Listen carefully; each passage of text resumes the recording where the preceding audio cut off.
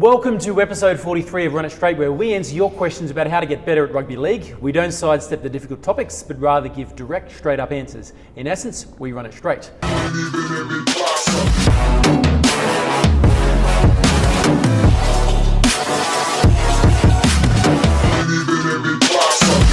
right, let's get straight into our first question. Question number one. At what age can someone play professional footy? This question won't really take that long to answer. No. What's the answer, Cal?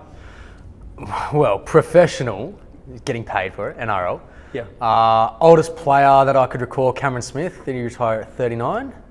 Yep. Well, it says what age. What age? So you can start from when you're 18. Yeah, start from when you're 18. Start from when you're 18, and Cameron Smith was how old was he when he? 39, give or take around there. But look, you're saying professional. Professional. The definition of a professional is someone who's getting paid to do something. So taking aside, NRL reserve grade, which is New South Wales Cup or Queensland Cup, people are getting paid in Ron Massey. People are getting paid in Sydney Shield. People are getting paid in Mojo Cup down Wollongong Way. Even in A grade, there's A grade clubs. You often find there could be ex-NRL players. Obviously they're mates. They like playing. They might go and play a couple of years. Just run around wherever. A grade. And there's 3 or 4 NRL players that are playing A grade. And that A grade's managed to find a couple of sponsors to sponsor them for a year or two to try and win a comp. So, in a couple of episodes, we've talked about how old is too old and at what age should you give up pursuing that and all those things. I think it was literally only a couple of episodes ago where we talked about current example was Cody Walker, who didn't debut until he was 26. And he's obviously still running around and he's accomplished almost everything that you can in footy. Anything else that you want to add on to that one? No, and as Joe said, there's plenty of opportunities and plenty of pathways to get paid for rugby league. Don't think that NRL is obviously be all and all. Got it out. Yeah. But as you said, Ron Massey, Sydney Shield, A grade clubs, country footy. There's a lot of avenues for getting paid for and a lot of those ones are actually getting paid more than. If anyone's on a flag contract or a cup contract, those guys aren't typically, at least New South Wales Cup, they're not really getting paid much. It's peanuts. They spend more on petrol than they actually make from playing in the games. But you can actually make some pretty good coin playing in the country comps and whatnot. So, all right, Sweet. Next question. Is there a technique to breaking more tackles? I would say it's an odd way to ask the question. But 100% technique. Now, there's a whole range of different things that you can be doing. Okay, so let's look at agility. Now, agility is a makeup both of change of direction and game awareness. So change of direction is literally, when you slow down, decelerate, and change your path. Literally change direction when you're stepping off a foot, that kind of thing, right?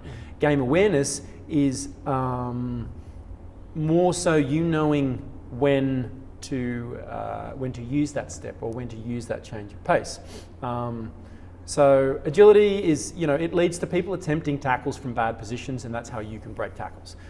Some people have a massive sidestep, but they don't seem to break the line that often, whereas you might see someone else who's got a bit of a step. It's nowhere near as big as player A, but player B seems to make a lot more half breaks and bust tackles and whatnot, and that's because their game awareness is better about when to use it, about when to initiate their sidestep. You might have a player who's much better at setting a defender up, and they'll hold a line until they see the defender's hips turn out or turn in, and then they'll know, boom, that's the time to use it, because for that fraction of a second the player's off balance, their force has changed direction, now there's a time when I want to use my step. Whereas someone else who's just got a big right foot step might not be looking at all those other little things, because oftentimes in junior footy, a big step's enough to beat most players. And then as you move further up, it doesn't really work, and you're like, oh, that's the only toolkit, that's the only tool I've got in my toolbox. Whereas someone else who's got some change of direction, but they can actually read the player in front, they know when to pull that gun out of the holster and when not to. So if they don't see the hip turn, then they don't use the step. That's the first thing. Second, is there anything you want to add on agility, change of direction? No, it's just reacting to whatever's in front of you. Yeah. That's the main thing. As you said, watch the hips, seeing if they're turned out. Finding a gap as well and not running straight at someone can definitely Spaces, help a not lot. faces, people. Exactly, run at the space, not the face. That's a big one that a lot of junior kids don't really get right. They just think you've got to They run think the you've got to ball run hard, run straight over the top of someone. Not that we're saying you don't run hard, but you shouldn't just run hard. Yeah, you got to have a step, you got to have a little shimmy or something. Yep. To give yourself the best chance of breaking a tackle. Yep. So we talked about agility, which is the component of change of direction and then game awareness. Next one is to get strong and get powerful. It's real simple. When two players of similar size and technique make contact, all things being equal, more often than not, the one that wins is the one with the greatest strength and power output. Yeah, so that's pretty basic. And this is 100%. repeating a lot of things that we say all the time: is you want to get big and you want to get strong. Get fast. More speed means the defender cannot get into an optimal position to make the tackle as easily, so they may miss. So for some people, you've got footwork. Other people, if you've got a little bit more speed, they may think that they're in a really good position to make that tackle and get in close and to get into what we call get into range to make a good shot. But if you're quick enough that you can accelerate and just get a little bit outside, and we're talking about sometimes it's this far. Now, instead of them being in good range, they're just a little bit further away than what they would want before they initiate contact. And so the chance of them missing or you busting the tackle goes up, yes? Yes, 100%. Yep, so 100%. Get fast. Next, get intense and aggressive. Yeah. True? True. Yeah, you want to run at someone like you're gonna run over and run through them, run through a brick wall, like we've said before. Angry. There's certain players in the NRL that just try harder and they play aggro, and they often make a lot more tackle busts in a game because every time they get the ball, it's like they're trying to kill you. And you're like, and they're the opposing defenders are, here we go. I know I've got to work harder when that guy's running the ball because that's that they have to get him down. That's the thing. You've got to match the intensity and the aggression and energy, and people often miss and come off those tackles. Exactly. One thing in junior footy as well that I see a lot of, and when the boys are sending in their clips and things like that, a lot of people are making good first contact with the player, even when they're running the ball. They've got good line ruck speed, they've got good footwork, but then they stop at the line, or they make contact with the defender and then they stop at the line. Half the reason they're not breaking through tackles is because they're not running through it. They're not running through it. They're just getting hit and they're kind of stopping and falling over. They're looking at the line as a destination rather than think, I want you to run 10 metres behind the line as your goal. To keep running when you hit that line. Keep pumping the pumping the legs. And you see there's some really good middles, even some back rollers that make good meters, and it's because they hit and they keep digging. They just keep driving their legs. It's not even forwards. Like he's having a good year at Saints this year. Moses Sully. And one of the big things is he runs into the line and he keeps looking to run through it. So he'll drag those post-contact meters 4, 5, 6. And oftentimes if people aren't fully committed, he's this year he's getting a lot of tackle busts.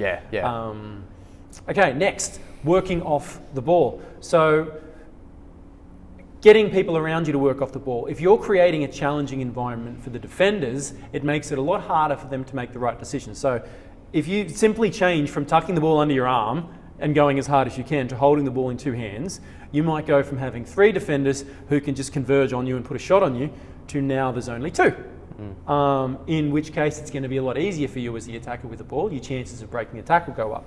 Now, if you're doing that same thing instead of just tucking it under your arm and running, if you hold it in 2 hands and now you bring an inside support with you and you bring an outside support, all of a sudden those 3 guys who are lining you up to put a shot on, the outside guy, he's now watching your outside support. The inside guys, he's got to hang with your inside because if you run and he commits and you pop a ball, there's a gap there. So they've both got to mark up. So this time when you run, you're now one-on-one with the guy in front of you. Then you can use your speed and your power to run over him or your run round him. You can use your change of direction, that agility to step him. You can hit him on a weak side. You can look for all of those things become a hell of a lot easier if you've got other guys working off the ball around you rather than you just running one out. And we see this in the NRL. You see guys off a kickoff, you might see some guys absolutely go from the back fence as hard as they can, but most of the time they get pumped because you have 3 or 4 defenders all converge, knowing the guy, it's just tucked under his arm and he's going. It's like he's not going anywhere else. He's not just running straight. Exactly. Which is why even if he goes flat out,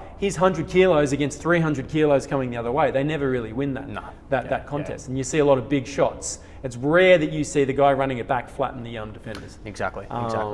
And just on that as well, when a ball player is going up a front row or back row, whoever is going up with support both sides, the defence don't come up as hard either. No. They go up a little bit and then they'll kind of paddle because they've got so much more to worry about.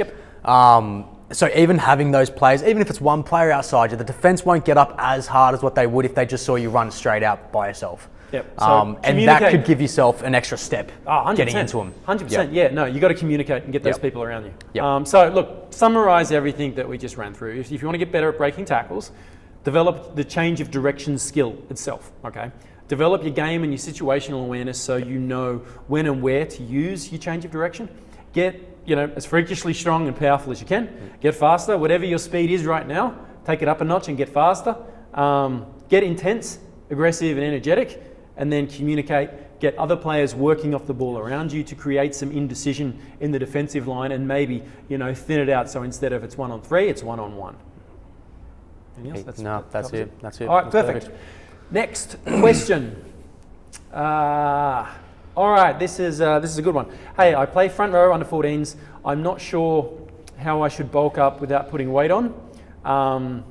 Little bit of a contradiction there, but we'll get to that. I've lost 10 kilos in the past 2 months, so I look better and feel better, but I'm not sure if I should put the weight back on so that I feel stronger and heavier because I'm kind of a second rower now.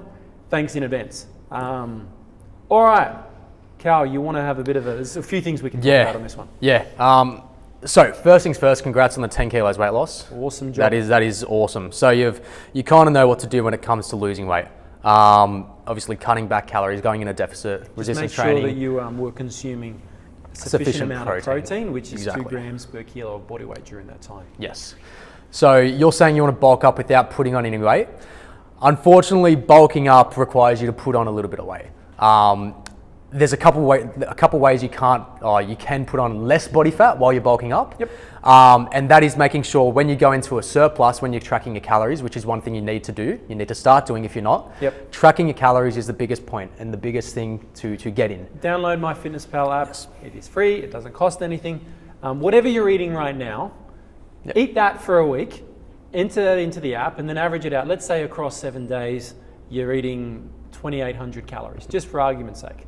And what you want to be doing is you want to be stepping on the scales at home each day, not to obsess about the weight, but just to record the data. So go into notes in your phone, write down what the date is, write out what your weight is. Do it first thing in the morning, wake up, go to the bathroom, pee, sit down, and write whatever number you get on the scales, okay? Track your food for 7 days, see what's going on the scales. If it's there'll be some fluctuations, but get an idea of what the average is. We can average it out, exactly. And then add like 200 calories on. And then, so if you were at 2,800, let's eat for a week at 3. And do the same thing, step on the scales, and let's see what happens. If your weight goes up, if it goes down, if it stays the same. And then it's just a matter of manipulating that. Exactly right. Like a dial, turning it up a little or down a little to get the end result that you want. Do you want to be gaining some lean tissue and some weight? And look, you are going to put a little bit of body fat on. That is what it is. Yep. But then once you get to the target area where you want to be, you can bring those calories back down and you can pull that body fat off. Yep. We didn't even talk about lifting weights. No, the biggest thing when you're doing if you do this and you're not lifting weights, it's just going to be fat. Yeah, there'll be no muscle at all. That's not how it works. So along with tracking your calories and being in a surplus, eating a sufficient amount of protein, you need to be doing resistance-based training. So lifting weights. Minimum 2 days a week, ideally 3 to 4 days a week, depending, in season, out off season, those kinds of things. But exactly. Also, in saying that as well, you say you look better and feel better, which is awesome. I'm all for that. Rugby league isn't a bodybuilding contest, so it's not about how you look. As long as you're performing at your best, you're running hard, you're tackling hard, you're not getting gassed. It's not really about how you look to an extent. Yep. So if you feel better and feel stronger at a lighter body weight and you've got good feedback, maybe go up a couple kilos. But if you need to put on a couple more, 5, 6, 7 kilos of pure lean mass, that's where you need to really start focusing on trying to bulk up. And it doesn't have to be quick, it doesn't have to be rapid. We're not talking in the matter of 6 weeks, it's the long term here. Yeah, it could be 6 to 12. You might be thinking, okay, you've got 5 or 6 rounds of your season left right now. You might want to do this so that you come into next season when you guys start having trials or whatever, you're at 14, so when you're in 15s, you might think if you're, let's say that you weigh 80 kilos now, you might think to yourself, I want to play next year at 87 kilos. And so you give yourself 8 months to get there. Yep. Which is plenty of time to do it properly. It's plenty of time to do it without just putting on a whole lot of body fat, but you're going to have to be committed to it. And the beauty that you have as well, you're 14, you're just starting out puberty. It's like being on steroids. Yeah, you'll be insane. This is one of the things we see in the program so often is, and sort of bit of background, I worked in the fitness industry for a good 10 years before focusing in on rugby league. That's what I always wanted to do, and open the academy and get the gym, and I sort of had to build a business before that. And once I started working with young rugby league players, the expectation of the results that they could get was based on just training general pop, and even training some, young guys that are strong and fit, that are 18, 19, 20. But it wasn't until we started getting kids in that were 14 and 15, and when your body starts to, when you're going through puberty and your body starts to secrete those much higher levels of testosterone. The amount of lean tissue that you can gain in that 18-month period is the same as what a 20-year-old would take like 4 years or 5 years to do. It's insane. I didn't think that it was a thing until I saw it firsthand, and now I've seen it hundreds of times. And so, look, you're at the perfect age right now to start lifting, to maximize that. Exactly. And along with gaining the muscle, gaining the size, I'll assume you're getting taller as well. So, say you are eating 2,800 calories, those calories will be going up pretty quick because you're lifting weights. And that's one thing that we didn't mention that we see a lot is if 2,800 or let's say 3,000 is helping you gain weight, that'll probably last about 4 or 5 weeks, and your metabolic rate will speed up. Then you'll need to go to 3,200, and you'll be on that for a bit. Then you might need to go to 34 or 35, and it wouldn't surprise us if by March or April, when it's your season next year, you could be on 36 or 37 or 3,800. We've got boys who came in and that 26 was good for them. 2 years time, they're on 9,000 calories. Stupid amounts, they're eating kilos of pasta a day. It's ridiculous. So when you see does. it. Now, does that happen with everyone? Absolutely not. There's kids on the other end of the spectrum that are struggling to get body fat levels down, but there's some kids that does happen. One other thing I'd like to say with this, obviously training for rugby league, you need to be doing some kind of conditioning and speed training while gaining weight. What I would suggest is do a Bronco, and then do a Bronco every week or every other week, because that's a really good way just to it's like taking your pulse. It just gives you an idea where you're sitting. And let's say you've been gaining and you're up 2.5 or 3 kilos, and you do your Bronco and you're like, that's 20 seconds. Like maybe you need to back off on the gain, and you might need to do a little bit more con. Exactly. All right, perfect. All right, guys. Well, thank you very much. That's this episode done. Please keep sending in your questions. Send direct messages via Instagram. Please like us. Follow us on Instagram. Follow us on YouTube, where all of this stuff is going up. The full content is going up on YouTube, so please follow us there. Like, share. Anything else I need to say? Sending questions, as much detail as possible. I get a bunch of DMs in Instagram. And I actually spend a ton of time every single day answering those. So if you've got any questions, you want to ask anything, by all means send it in. I don't have to put it up here on the show. If you just want to ask me a personal question about your training and you don't want to go public, that's fine as well. Other than that, we will see you in the next one.